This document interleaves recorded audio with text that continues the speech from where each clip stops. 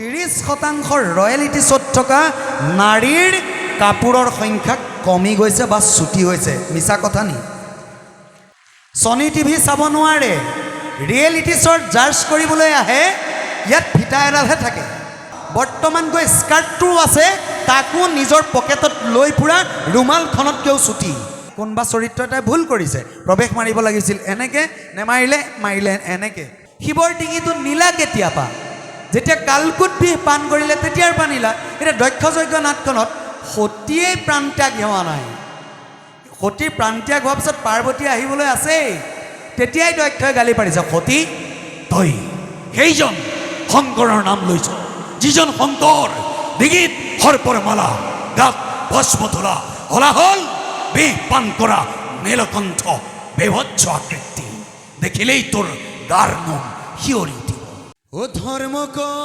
জানো সময় তথাপি প্ৰবৃত্তি নাই অধৰ্মটো নিবৃত্তি নহয় হৃদিস্থিত হুয়া তুমি যেন কৰাই বহা স্বামী ঋষিকেশ কৰিওতে নৈ ৰাম ঋষিকেশ কৰিওতে নৈ জয়তে পোনপ্ৰথমে গোবিন্দ প্ৰভুৰ ৰাতুল পংকজত সেৱা নিবেদন কৰিছোঁ সত্য শৌচ ক্ষমা দয়া ভক্তি ধৰ্মৰ চাৰি সীমা এহি চাৰি মিলি ভৈলা আসনৰ চাৰি খুৰা গতিকে গুৰু আসনতে স্থিত হৈ থকা গোবিন্দৰ ৰাতুল পংকজত সেৱা নিবেদন কৰিছোঁ খুব ভাল লগা এটা মুহূৰ্ত এই অনুষ্ঠানভাগিত আহি এটা কথাতে কিন্তু খুব সৰ্বাংগ সুন্দৰ যেন লাগিছে শংকৰদেৱ গুৰুজনাৰ সন্মুখত এভাগ প্ৰতিমূৰ্তি হয়নে ত্ৰিভুৱন বন্দন দৈৱকী নন্দন যৌহৰি মাৰল কংস জগজন তাৰণ দেৱ নাৰায়ণ শংকৰ তাকেৰি অংশ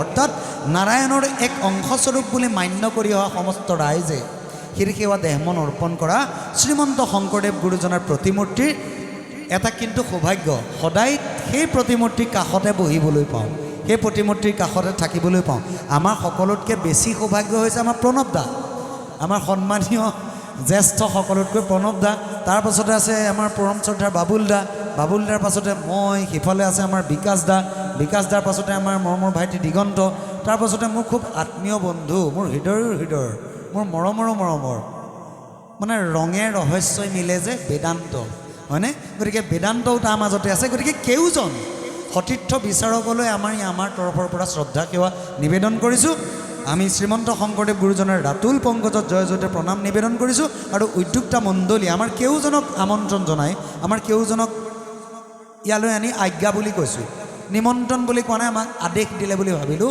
তেওঁলোকৰ আদেশত আমি একোখন আসনত বহিলোঁ এই সুবিধাকণ দিয়াৰ কাৰণে উদ্যোক্তা মণ্ডলীৰ কেউজন উদ্যোক্তালৈ আমাৰ তৰফৰ পৰা শ্ৰদ্ধা সেৱা নিবেদন কৰিছোঁ কৃষ্ণ ধন্যবাদ আৰু সমূহ শুভাকাংক্ষী নাট ভাওনাৰ ৰাইজলৈ আমাৰ সদৌজন বিচাৰকৰ তৰফৰ পৰা সশ্ৰদ্ধৰ প্ৰণিপাত জ্ঞাপন কৰিছোঁ কথা নকওঁ সময় যথেষ্ট হ'ল মহিলাখিনি ৰৈ আছে ভাওনা কৰিব কিন্তু কথাৰ প্ৰত্যুত্তৰত মই পোনপ্ৰথমেই আমাৰ মৰমৰ ভাইটি কৌস্তভে এষাৰ কথা ক'লে মোৰ হৃদয়ত লাগি গ'ল কথাষাৰ কৌস্তভ অকণমান থিয় হৈ দিয়া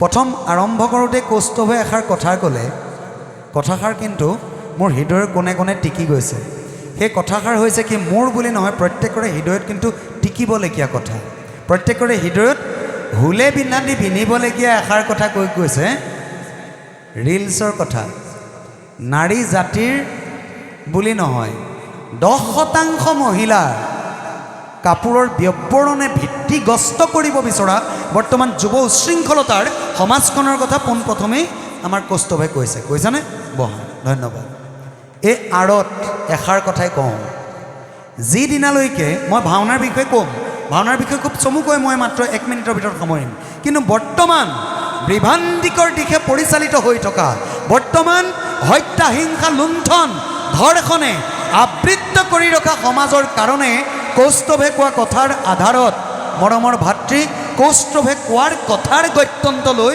মই মাত্ৰ এষাৰি কথাই কওঁ যিদিনালৈকে ডাঙৰ ৰয়েলিটি শ্ব'ত দেখিব পুৰুষসকলে নিজক সদায় সংযত কৰি বস্ত্ৰ পিন্ধে ক'লা কোট পিন্ধিব টাই লগাব লং পেণ্ট পুৰুষসকলৰ যিদিনালৈকে তেওঁলোকৰ দেহৰ আৱৰণ সকলোতকৈ বেছি হৈছে সিমান দিনলৈকে কিন্তু 30% ৰয়েলিটি শ্ব'ত থকা নাৰীৰ কাপোৰৰ সংখ্যা কমি গৈছে বা ছুটি হৈছে। মিছা কথা নি? ছনী টিভি চাব নোৱাৰে, ৰিয়েলিটি শ্ব'ত জাৰ্জ কৰিবলৈ আহে, ইয়াত ফিটা এডালহে থাকে। বেয়া পাইছে নেকি? দুপাট্টা আছিল ছোৱালীৰ, দুপাট্টা বৰ্তমান নাইকিয়া হ'ল, ওৰণিটো কাহানি বাই খহিল, হয়নে? গৈ থাকিল দুপাট্টা, বৰ্তমান গৈ স্কাৰ্টটো আছে, তাকো নিজৰ পকেটত লৈ ফুৰা ৰুমালখনতকৈও ছুটি, হয়নে নহয়? প্ৰায় 10%। আৰু সেইসকল ব্যক্তিক যদি কয়, সেইসকল যদি মহিলাক কয় তোমালোকে ইমান বেয়া ৰিলছ বনাইছে, ইমান বেয়া লাগিছে, তেতিয়া পুৰুষসকলক দোষাৰোপ কৰে কি? আপোনালোকৰ দৃষ্টি বেয়া, আপোনালোকৰ চাৱনি বেয়া। যিদিনালৈকে মহিলাসকলে আপোনালোকৰ চাৱনি বেয়া বুলি পুৰুষসকলক দোষাৰোপ কৰি থাকিব, সিমান দিনলৈকে পুখুৰী দেখুৱাবলৈ নি প্ৰশাসন বিভাগে ধৰ্ষণ কৰা, মাৰ্ডাৰ কৰাৰ সংখ্যাৰ সিমান বাঢ়ি গৈ থাকিব। হয়নে নহয়? হয়নে নহয়? গতিকে প্ৰথমে এটাই মোৰ বিনম্ৰ গুহাৰি, নাৰীৰ দেহাৰ আৱৰণেই সৌন্দৰ্য, অন্য একো নালাগে। নাৰীৰ দেহাৰ আৱৰণেই দেহাৰ সৌন্দৰ্য। গতিকে তাৰ ওপৰত গুৰুত্ব দিব। মই এই কথাষাৰ ভাওনাৰ বিচাৰক হিচাপে কোৱা নাই, মই মোৰ মৰমৰ ভাতৃ কৌস্তভৰ কথাৰ প্ৰত্যুত্তৰতহে এই কথাষাৰ কৈছোঁ। এতিয়া আহিছোঁ মই এজন নাট ভাওনাৰ বিচাৰক হিচাপে। বিচাৰক হিচাপে অন্য একো নকওঁ, সকলোকে ভাল লাগিল। এইকাৰণে সকলোকে ভাল লাগিল কাৰণ সপ্তদশত নাট ৰচনা হৈছে। ও গায়ন বায়ন সবে সভা জয় কৰে, ক্ষুদ্ৰ নৃত্যগণে ৰসিকৰ মনহৰে। এনেকৈ গৈ আছে। পণ্ডিতে বুজিবে শ্লোক কৰিলা ৰচন, গীতৰ অৰ্থ বুজিবে গদ্য সভ্যগণ, হয়নে? ব্ৰজাৱলী ভাষা ক বুজিবে গ্ৰামী লোক, চৌমুখা দেখিবে ক অজ্ঞ মোৰ হলোক। শেষত সপ্তম ৰসটো এটাই, সেইটোৱে হৈছে কি?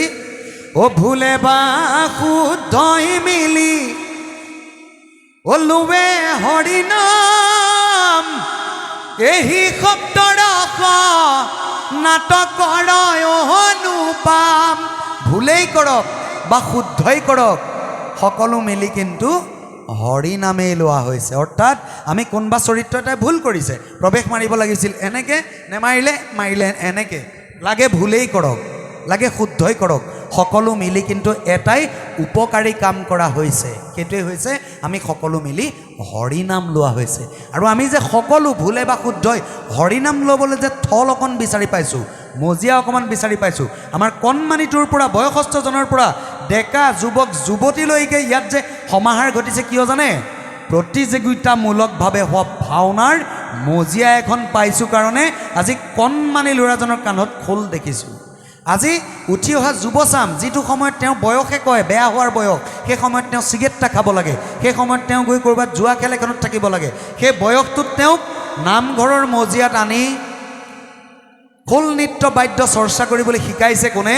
প্ৰতিযোগিতামূলক ভাওনাই, হয়নে? গতিকে মই পোনপ্ৰথমেই কামনা কৰিছোঁ, ভুলে বা শুদ্ধই মিলি লৈ হৰি নাম, এই সপ্তদশ নাটকৰ অনুপাম।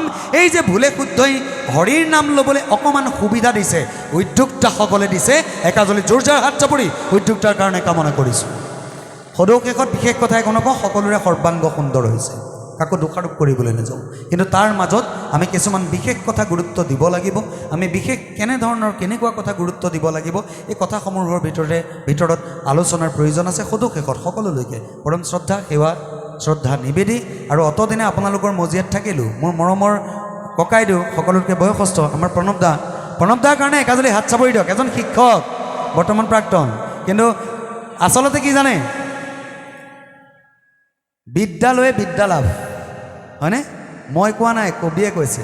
বিদ্যালয়ে বিদ্যালাভ, বিদ্যাতে বিনয়, বিনয়ে বিভৱ দিয়ে, বিভৱে দিয়ে বিষয়, বিষয়ে বিক্ৰম দিয়ে, বিক্ৰমেহে দিয়ে কিন্তু বিজয়, আৰু বিজয়ত মহাসুখ যশ বিশ্বময়। আজি যে বিহন্নলাৰ নাটখনে যে শ্ৰেষ্ঠ হ'ব পাৰিছে, তেওঁলোক বিজয় হ'ব পাৰিছে, কিন্তু তেওঁলোক বিজয় হোৱাৰ আঁৰত কি আছে? এখন বিদ্যালয় আছে। আনুষ্ঠানিকেই হওক বা অনানুষ্ঠানিক শিক্ষা কেন্দ্ৰই হওক, তেওঁলোকে এখন বিদ্যালয় আনুষ্ঠানিকভাৱেৰে লৈ হ'লেও শিকিছে। শিকাৰ কাৰণে আজি বৃহন্নলা গৈ বিজয়ৰ উচ্চ শিখৰত লাভ কৰিব পাৰিছে। প্ৰণৱদাৰ দৰে এজন ব্যক্তিক লগ পাইছে, প্ৰণৱদাৰ দৰে এজন ব্যক্তিক বিদ্যালয়ত থাকি শিক্ষাদান কৰা ব্যক্তিক লগ পাইছে। গতিকে প্ৰণৱদাৰ কাৰণে একাজলি হাত চাপৰি, বৃহন্নলাৰ কাৰণে একাজলি জোৰজাৰ হাত চাপৰি নিতান্তই কামনা কৰিছোঁ। এতিয়া কথা হৈছে মোৰ লগতে আছে মৰমৰ ককাইদেউ, খুব ভাল লাগে আমাৰ প্ৰদীপ দা। মোৰ প্ৰদীপ দাৰ ভাষণ দি আছে, মোৰ মনটো খুব গুণগুণাই আছে। প্ৰদীপ দা হয়নে? মোৰ মনটো খুব গুণগুণাই আছে। এজন সুন্দৰ অভিনেতা প্ৰদীপ দাই যেতিয়া কয় তপু বলে ক্ষেত্ৰীয়ত্ব কৰি পৰিহাৰ ব্ৰহ্মণত্বময় লোভিলো সহজে, মনটো মানে প্ৰদীপ দালৈকে গৈ থাকে, চাই থাকোঁ। গতিকে প্ৰদীপ দাক ধন্যবাদ জ্ঞাপন কৰিছোঁ। এজন সুদক্ষ পণ্ডিত, এজন সুদক্ষ পৰিচালক, এজন সুদক্ষ অভিনেতা, বিশেষকৈ ৰাষ্ট্ৰীয় পুৰস্কাৰপ্ৰাপ্ত ডক্টৰ আম্বেদকাৰ নেশ্যনেল ফলোৱাৰশ্বিপ এৱাৰ্ডছৰ গৰাকী প্ৰদীপ দাৰ কাৰণে একাজলি হাত চাপৰি সকলোৰে তৰফৰ পৰা কামনা কৰিছোঁ। লগত আছে সদৌ অসম ভাওনা সন্মিলনৰ সন্মানীয় সম্পাদক বাবুল বৰা ডাঙৰীয়াৰ কাৰণে একাজলি হাত চাপৰি নিতান্তই কামনা কৰিছোঁ। লগত আছে মৰমৰ ভাইটি, হাত চাপৰি নিদিলেও একো নাই, চিনাকি কৰি দিছোঁ বেদান্ত। ই খুব দুষ্ট, গতিকে বেদান্তৰ কাৰণে একাজলি হাত চাপৰি দিয়ক, দুষ্ট কাৰণে দিয়ক, হয়নে? লগত আছে দিগন্তৰ এটা ভাল স্বভাৱ কৈ দিছোঁ। দিগন্তৰ এটা ভাল স্বভাৱ হ'ল কি, বাবুল বৰা মানুহটো হৈছে ক'লা, মানে ক'লা নহয় কৃষ্ণবৰ্ণীয়। যেতিয়া লাইটটো অফ হয়, লাইটটো অফ হ'লে চাওঁ বাবুল বৰা অকল বগা চোলাটোহে জিলিকি থাকে, মুখখন নেদেখি। কিন্তু এটা কথা সদায় ধন্যবাদ দিব লাগিব আমাৰ মৰমৰ দিগন্তই সদায় পাউডাৰ চুনো ঘঁহি বাবুল বৰাক বগা কৰি পঠিয়ায়, হয়নে?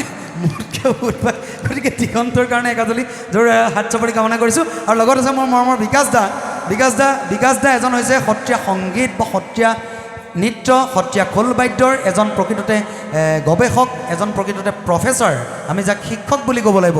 একাজলি জোৰজাৰ হাত চাপৰি এখন ইউনিভাৰ্চিটিৰ আণ্ডাৰত তেওঁ ইতিমধ্যে নিজৰ কৰ্মৰত। যাই নহওক, তেওঁজন বিচাৰকে মই পৰম শ্ৰদ্ধা জনালোঁ। ইতিমধ্যে মই জয়জতে ক'বলৈ ওলাইছোঁ অভিস্মিতা বাইদেউৰ কথা। অভিস্মিতা এনেকুৱা এটা নাম যিটো নামৰ মাজত মৰম থাকে, যিটো নামৰ মাজত শ্ৰদ্ধা থাকে। গতিকে মই জয়জতে চিনাকি কৰি দিছোঁ। জোৰজাৰ হাত চাপৰিৰ সৈতে মই মঞ্চলৈ আমন্ত্ৰণ জনাইছোঁ মোৰ মৰমৰ বাইদেউ অভিস্মিতা বাইদেউৰ কাৰণে একাজলি জোৰজাৰ হাত চাপৰি, যিগৰাকী ব্যক্তি আৰু লগতে আমাৰ সভাপতি ডাঙৰীয়া আছে।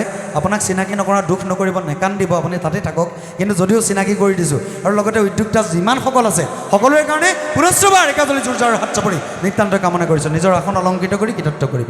এতিয়া আহিছোঁ ভাওনাৰ মজিয়ালৈ। ভাওনাৰ মজিয়াত অন্য কথা একোৱেই নকওঁ, চৰিত্ৰসমূহৰ এটাই মই মাত্ৰ দুখ পাইছোঁ। এটা কথা ভাবিয়েই মোৰ অন্তৰত দুখ লাগিছে।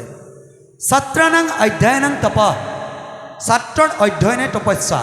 আমি কেতিয়াও নাভাবোঁ যে মই যে আজি গুৰু সংস্কৃতিত ব্ৰতি আছোঁ, মই নিজে একদম চব জানো, মোতকৈ সকলো তলৰ, নাভাবোঁ। আমি সকলো একোজন গুৰু সংস্কৃতিৰ ছাত্ৰ। আমি কালিলৈ শিকিম, আমি আটাইকেইজন বিচাৰকে পৰহিলৈ শিকিম। আমাৰ প্ৰদীপ হাজৰিকা ডাঙৰীয়া আৰু দুবছৰ পিছতো তেওঁ কিবা এটা শিকিব। অৰ্থাৎ আমাৰ প্ৰত্যেকৰে মনটো এনেকুৱা, আমি আগলৈ যিমান আগবাঢ়ি যাম আৰু কিবা এটা শিকিম, সেয়াই হৈছে ছাত্ৰ। জীৱনত যিমান শিকাৰ যুদ্ধ কৰিব। কিন্তু এটা কথাত বেয়া লাগে, যেতিয়া নাট্য দলৰ কৰ্মীসমূহে অন্তত নিজৰ চৰিত্ৰটো, মই এই কথাষাৰ এইকাৰণেই ক'বলৈ গৈছোঁ, মই নাট্যৰ উপকাৰৰ পৰা প্ৰমুখ্য কৰি অভিনেতাসকলক ক'বলৈ গৈছোঁ, শিৱ বুলিলেই অৰ্ধচন্দ্ৰ এটা শিৰত লগাই লওঁ। মই কাকো দোষাৰোপ কৰিবলৈ যোৱা নাই, কিন্তু শিৱ বুলিলে অৰ্ধচন্দ্ৰ এটা ওপৰত লগাই লওঁ। কিন্তু আমি কেতিয়াবা গৱেষণা কৰোঁনে, শিৱই চন্দ্ৰক দ্বিখণ্ডিত কৰিছিল কেতিয়া? যেতিয়া তাৰাক হৰণ কৰিলে গুৰুপত্নীক হৰণ কৰাৰ পাছত অৰ্ধাংশ পাপ কাটি যেতিয়া শিৱই শিৰত গ্ৰহণ কৰিলে, সেই দিনাৰ পৰা মহাদেৱ ৰুদ্ৰৰ আন এটা নাম হ'ল চন্দ্ৰশেখৰ। শিৱৰ ডিঙিটো নীলা কেতিয়াবা? যেতিয়া কালকুট বিষ পান কৰিলে তেতিয়াৰ পৰা নীলা। এতিয়া দক্ষযজ্ঞ নাটখনত সতীয়েই প্ৰাণত্যাগ হোৱা নাই, সতীৰ প্ৰাণত্যাগ হোৱাৰ পিছত পাৰ্বতী আহিবলৈ আছেই, তেতিয়াই দক্ষই গালি পাৰিছে, সতী তই সেইজন শংকৰৰ নাম লৈছ, যিজন শংকৰ ডিঙিত সৰ্পৰ মালা, গাত ভস্ম তোলা, হলা হ'ল বিষ পান কৰা নীলকণ্ঠ বেভৎস আকৃতি, দেখিলেই তোৰ গাৰ নোম শিয়ৰি উঠিব। এতিয়া মোৰ ডাঙৰ প্ৰশ্ন, আমাৰ পূৰ্বপুৰুষৰ দিনতে হৈ যোৱা এইবিলাক নাট্যৰূপ, সেই সময়ত শিৱ নীলকণ্ঠ হৈছিল নে? বলিৰ দিনত সমুদ্ৰ মন্থন হৈছে, তাত হলাহল বিষ পান কৰিছে, তাৰ পাছৰ পৰাহে শিৱ নীলকণ্ঠ হৈছে। মানে কথাবিলাক তেনেকুৱা, নাট্যৰ উপকাৰকসকলে যি মন যায় তাকেই ভৰাই দিয়ে, যি মন যায়। এখন নাট্যৰ কথা কওঁ মই, গৰুড়ৰ অমৃত ধৰণত তাতটোতো অবান্তৰ কিছুমান শব্দও আছে না, মানে নাট্যৰ উপকাৰবিলাক এনেকুৱা, আমাতকৈ বয়সত ডাঙৰ, আমাতকৈ জ্ঞানী মানে পণ্ডিত, কিন্তু কিয় কৰিব লাগে? কৰিব লাগে কিয়? আমিতো বাল্য বিবাহ প্ৰথা বাদ দিলোঁ। আমি যেতিয়া উপৰি পুৰুষ আছিলোঁ তাত বাল্য বিবাহ প্ৰথা আছিল। কি হয়, অকণমানিতে বাচ্চা ছোৱালীজনীক বাচ্চা ল'ৰা এটাৰ লগত বিয়া পাতি দিওঁ। আমি মানি ল'লোঁ নি? নেমানিলোঁ। আজিও হিমন্ত বিশ্ব শৰ্মা চৰকাৰে জেলত, আজি বিজেপি চৰকাৰে জেলত ভৰাই দিয়ে নে নিদিয়ে? তাৰপাছত আছিলে সতীদাহ প্ৰথা। সতীদাহ প্ৰথাত কি হ'ল, গিৰিয়েক যেতিয়া ঢুকাই একে কুৰা জুইতে গৈ ঘৈণীয়েক জাপ মাৰি দিব লাগে। প্ৰতিদাহ হয়নে? সতীদাহ প্ৰথা আমি ত্যাগ কৰিলোঁ। পৰ্দা প্ৰথা আছিল। বোৱাৰী বুলিলে এহাত এনেকৈ উৰণি ল'ব লাগিব, তাৰপাছত আৰু বোৱাৰীজনী এই কাৰো চকুলে চাব নোৱাৰে। আমিতো সেইটো বাদ দিলোঁ, পৰ্দা প্ৰথা বাদ দিলোঁ। টেম্বুৱনী জান সাক্ষী, আমাৰ ৰাধিকা, আমাৰ ৰাধা যে সতী ৰাধিকা সাক্ষী হয়নে? আমি পৰ্দা প্ৰথা বাদ দিছোঁ, আমি বাল্য বিবাহ বাদ দিছোঁ, আমি এই যিখিনি বেয়া প্ৰথা সতীদাহ প্ৰথা বাদ দিছোঁ, আমি যিখিনি বেয়া প্ৰথা সকলো বাদ দিছোঁ। কিন্তু আমি ভাওনা বা নাট্যত বা এনেকুৱা ধৰণৰ অনুষ্ঠানত কিয় এই পূৰ্বতে চলি থকা কিছুমান নিয়ম আমি কিয় বাদ দিব পৰা নাই? ক'লে বুলিয়ে, কোনোবাই লিখিলে বুলিয়েই আগগুৰি চিন্তা নোহোৱাকৈ কিয় আহি নাট্যৰ ৰূপত প্ৰকাশ কৰিবই লাগে মঞ্চত? প্ৰদীপদা বেয়া নাপাব, সত্য আৰু শুদ্ধ। ক'লেও লাগে ভকতৰ দোষ, নক'লেও নোৱাৰোঁ ফটামুখ, গতিকে ক'বই লাগিব হয়নে? গতিকে এনেকুৱা কথাবিলাক আমি অকণমান উঠি অহা যুৱচামে চমুৱাই দিছোঁ। আমি উঠি অহা যুৱচামে এই কথাবিলাকৰ ওপৰত গুৰুত্ব দি পাণ্ডুলিপি ৰূপায়ণ কৰিলে মনটো ভাল লাগিব। আৰু অনাগত দিনত সকলোতে উত্তৰ উন্নতি কামনা কৰিছোঁ। জয় গুৰু শংকৰ, জয় অসম, সকলোৰে ভাল হ'ব। ধন্যবাদ। জয় অসম, সকলোৰে সুন্দৰ ভৱিষ্যত কামনা কৰিছোঁ।